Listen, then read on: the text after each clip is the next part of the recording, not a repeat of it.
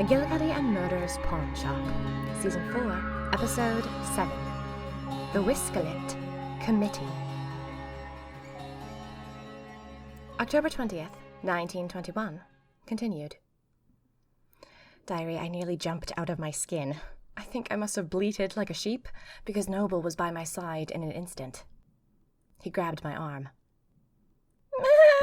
I said, and pointed. Noble read the sign too. The wooden finger seemed snide, in my opinion. It pointed straight into a black tunnel that we'd never explored before. This way, the sign said, to find the bodies. Ugh, I said. Noble was right there, so I whirled around and hid my face in his chest. It was nice. Then I forgot about how nice Noble James's chest felt, and I just panicked again. It was horrible. It was disgusting. It was Halloween, embodied. What does that mean? I squeaked. Bodies? What bodies? I suddenly turned around, as far away from Noble's tweed blazer as I could get, and I dry heaved. I thought I was going to vomit. I'd suddenly pictured Octavia lying dead on a huge mound of bodies, and I couldn't get the image out of my head. I hated the Whiskalits. I hated them. They were wrong from start to finish. Noble knelt and inspected the sign. Find the bodies, he muttered. He pressed his hand against his nose and mouth. I don't think that sign was here yesterday, Maud. I walked through here, I think. I thought only the Whiskalits lived in this world, I said. Just the 12 Whiskalits. That's what Wrath told us, Noble said. He didn't say anything about people who were dead. I hate this. Maud, I think... Noble glanced towards the dark tunnel, took a step forward, then stopped. I think we need to look at whatever it is. I think we need to know. My heart tremored. If this was some sort of graveyard, and if Octavia had been killed, then this would be the place to look for her. All right, I said, I agree. I want to find out what this is. Something about it was ringing a bell, but I didn't want to think about this too hard because of how ominous everything felt. Noble and I hurried across the silent cave to the dark tunnel opening. I wished we had a lantern, but we didn't, so we just stepped inside. The floor was flat and polished, not rocky or jagged. As we ventured further, I began to see a pale green glow on the other side of the tunnel. So, whenever we got to where we were going, there would be a source of light. We would be able to see the bodies, whatever that ended up meaning. The tunnel's air was thin and metallic, and the damp was so intense I felt like we were walking through a fog. The smell seemed to land on my tongue and taste of licorice. I reached the end of the tunnel first and stepped through. The space beyond was dim, lit only with green light. The circular chamber was built of black stone, with many rows of obsidian benches looking down onto a central stage. It wasn't a large room. It could have fit maybe 50 people. At the first glance, the room was fine, if a bit ominous. On second glance, my eyes adjusted to the room, and I saw that we were ruined. Oh, what were we thinking? Green light, the color of the Whiskalits. I should have known not to venture this way. The sign must have been a trap, honey for flies. They'd lured us straight to them. 20 figures in hoods and cloaks and plague masks sat silently on the benches. They were so black they nearly blended into the stone, but I could just make them out, staring at us. None of them moved. They just stared. Noble, I whispered. At the sound of my voice, the eyes of the plague masks lit up bright green. The eye holes were small and round, and their eyes lit up the dark space like fireflies. We were done for. They were here. I'd never seen their eyes glow green before, so obviously we were doomed. I waited for them to speak, to strike, but a full minute passed. They didn't move, not even a hair. Finally, I couldn't stand it anymore. "What are you waiting for?" I snapped. Just then, one of the plague mask creatures stood up and whisked off its mask. It threw its cloak to the side and exclaimed cheerfully, "Oh, Maud! Noble! I thought it might be you! It's so hard to see in these blasted masks." It was Octavia. She bounded down the steps towards us, grinning, and not looking at all like someone who hadn't eaten or slept in 2 days. She seemed jolly. I stared at the other Whiskalits and stammered. Why had Octavia been wearing one of their cloaks? Why was she acting so cheerful in front of them? I must have looked like I thought the Whiskalits would swallow me whole, because Octavia snatched my hand and said, "Oh, Maud, calm down. They're not real. I was scared to death the first time I walked down here too, but they're not real. They're animatronic. Isn't it wonderful? Those are light bulbs, green light bulbs, in their eyes." "They're not actually Whiskalits," Noble breathed. Judging by his tone of voice, he had been just as scared as I was. "No," Octavia said, "they're totally fake. Can't see or hear a thing. Little puppets, really." "Octavia," I cried. Now that I knew we weren't about to be blasted to smithereens, I hugged her ferociously. "I am so thrilled to see you. I thought that you were going to be dead." "You must have been scared to death," Noble said. "I am so sorry. I was looking for you in all the wrong places." No, I'm not scared," Octavia said. "I'm so sorry. You must have been worried sick. No, I've been hiding in here. It's nice. I like it. Of course, I couldn't get back, but I knew someone would turn up soon. And this was so close to where I woke up after that Ariana fiend bumped me on the head, so I figured this was a good spot to stay put." "You stay here?" I said. "Yes." "But what about eating?" I said, and staying warm, and why didn't you just hide in one of the houses?" "Oh, I'm getting to that," Octavia said. "I have been eating plenty. It's such a secure hiding spot because all I had to do was displace one of the silly clockwork bodies and hide it under a bed out there. And now I hide under the cloak with the mask on. It's very warm under the cloak, and the eyes light up when anyone speaks or makes a noise, so even if I'm sound asleep sitting up, I wake up and I know to be on my guard." "But you have food," I said. "Yes," Octavia said. "It's really nice, actually. There's a magic gourd over there that lays a full table of food for you if you shake it. I assume the Whiskalits have feasts in here sometimes. It seems to be some sort of assembly hall." "But you haven't seen the Whiskalits," Noble said. "They haven't shown up yet?" "Oh, no, I have seen the Whiskalits," Octavia said. "They come here every day." "They come here?" "Yes, that's the main reason I hide here. I have been listening to all of their meetings.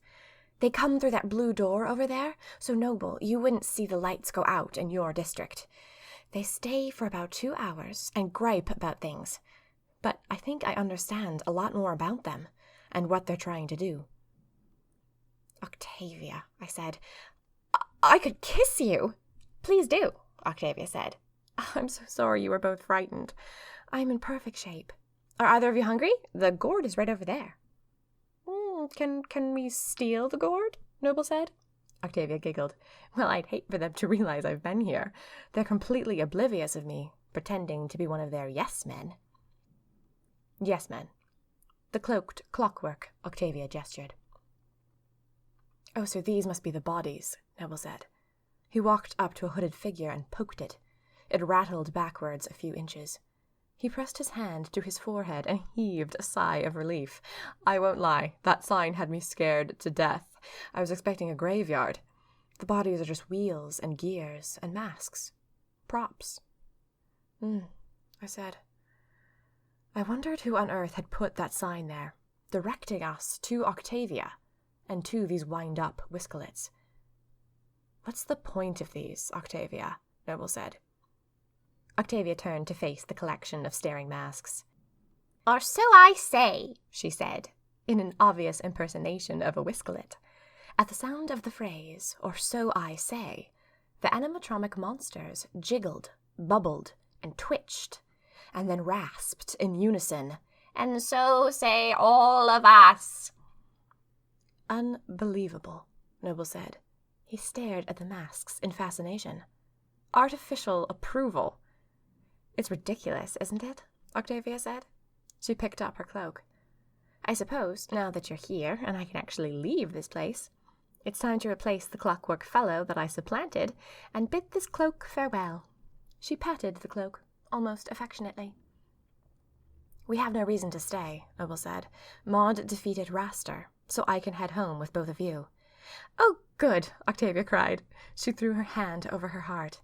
"I'm so glad we don't have to leave anyone here. It will be like leaving this place once and for all, forever and ever, and forgetting that it exists." "I suppose you're not about to hit on an incredible secret, Octavia?" Noble said. "No reason to stay for one more Whiskalit meeting?" "No, I know loads," Octavia said, "and I am done being brave. I want to go home." "Let's go," I said.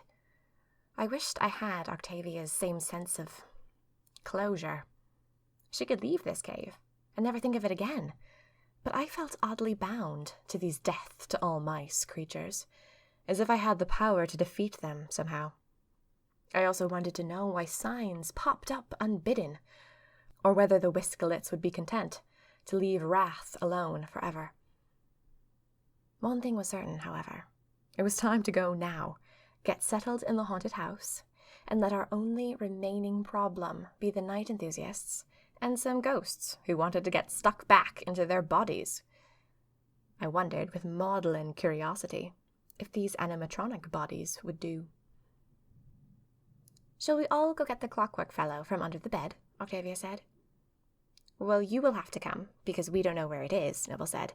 "But don't you think someone should stay here with the cloak on, in case they come back?"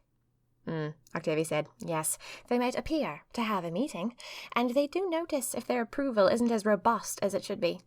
Noble or Maud, would either of you be willing to stay behind with the cloak on? Just until we get the body back. I hate to think of them dashing out in pursuit of us, or knowing that I know what I know. I have visions of them coming for me in the night." She shivered. "I'll sit in the cloak," I said. "I don't mind." "Are you sure?" Octavia said. "It can get a bit dark and broody under there." "I'm more than willing," I said. I was suddenly thrilled with Octavia for being this chipper and bold and relentless, all in the face of what she admitted was awful. Her bravado and cheer wasn't fake, either, which is honestly worse, in my opinion. I hate to see someone faking joy, but she had a kind of glee in doing difficult things. She reminded me a bit of a golden retriever, rolling over for a belly rub after it has just defeated a bear to save your life. "Octavia," I said, I'd suddenly thought of something.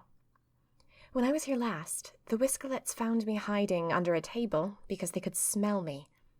In any of the times that they came here, did they look at you, sniff around?" "Well, the cloak is steeped in mothballs," Octavia said. "Apparently that's all you need to be scentless to them. Plus, I'm at the far back, and they always burn incense." Octavia didn't seem too fazed by the fact that she could have been sniffed out and gobbled. I loved her for that, too. I decided I need to hang out with Octavia more often. It would be nice to surround myself with someone who is even more fiercely optimistic than me. "So they won't smell me if I hide up here," I said. "Not a bit of it." "All right," I said. I grabbed the cloak and the mask. "Hurry back, all right?" "We should be able to go home in 10 minutes, Octavia said. "I am so looking forward to having a bowl of soup. Go on, Noble." It suddenly hit me, like a punch to the stomach. Octavia didn't know. She had been sitting here for days, being brave, eating magic food brought to her by a gourd, sleeping in a black cloak and listening to Whiskalits. And now on top of everything else, she had to bear that the secret basement was gone. "Octavia," I said, "oh my word. I should have told you at once. It's common knowledge to us now. We're all used to it, but..." Octavia's face fell for the first time. "What?" "The night enthusiasts have the secret basement. We're hiding in a house, inside a murder object, and we're safe, but the secret basement has been taken over. We just rescued Wrath and Mr. McGillicuddy from prison. When Ariana took your place, she didn't just do it to escape being our prisoner anymore. She did it to take information to the night enthusiasts and become their new leader." "Oh, Maud," Octavia said. I thought she was disappointed in me, until she rushed up to me and gave me a hug. Has anyone given you a proper cuddle since that happened? You must be devastated. You loved her, and you trusted her, and you hoped for her, and then she betrayed you. What an ache. Oh, I said. My stomach went all wobbly, and tears sprang to my eyes. I stepped out of the hug because I was feeling rather bashful. Thank you. Noble, do you want to explain the rest to her on the way? I don't know that there is much more to explain, Octavia said, as long as I can still make soup. I can make soup, yes. If I can't make soup, I am going to beat my fists and wail. You can make soup, I said. Well, then we are all good. I smiled. Noble and Octavia scurried out of the council chamber, leaving me alone in the dim blackness. I felt a shiver. Now that they were gone, I was suddenly completely convinced, all over again, that the clockwork Whiskalits were going to move. I quickly put the cloak on and placed the mask over my face. I pulled up the hood and sat down, where Octavia had been seated before. Then I waited. There was something soothing about waiting in perfect stillness. My best defense was to pretend I didn't exist, and I felt invisible. At the same time, every time a noise clicked nearby, I almost jumped out of my skin. If the Whiskalit showed up, I didn't know what I would do. Hopefully not swoon. Good thing women didn't wear corsets anymore. At least, this woman doesn't. I prefer breathing. After a time, the green light in the eye hole of my mask went out. Then I really was in the dark, instead of just staring at green-tinged plaster. I waited. A few more minutes went by. I knew Octavia and Noble would be back soon. I shut my eyes and tried to think about other things. Suddenly, the green light turned back on. Someone had made a noise then, alerting the automated approval that it was time for them to wake up and be attentive.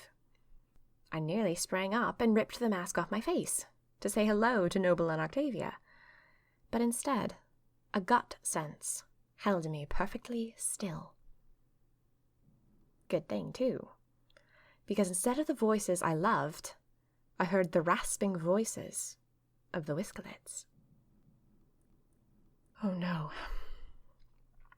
I hate holding late meetings, one of them said. I was all ready to settle in with my cup of golden tea. You know that this meeting is important, Nine. I just don't see why we had to hold it now. Because she summoned us to meet now, and we must obey when someone wants distraction. Or so say I. My flesh creeped as all the puppets whined, and so say all of us. Ah, here she comes now, brethren. Be on your best behavior. I heard a noise like a gun going off, and then a woman's voice said, "Thank you for meeting me. I promise I'm going to make it worth your while." I knew that voice. It was Ariana.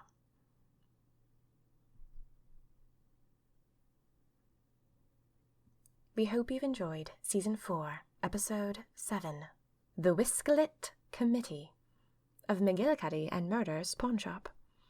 McGillicuddy and Murder's Pawn Shop is written and performed by Minerva Sweeney Wren. All rights reserved. Please subscribe, share it with your friends, and visit minervasweeneywren.com for more. The most impactful way to support McGillicuddy and Murder's Pawn Shop is to simply follow Minerva Sweeney Wren at Meg Macaulay Inc. on Instagram and Twitter. Please consider giving $1 a month at patreon.com/SweeneyWren to help unlock new adventures. All links are in the description of this episode. McGillicuddy and Murder's Pawn Shop will continue in 2 weeks with Season 4, Episode 8. The Devil Makes a Deal.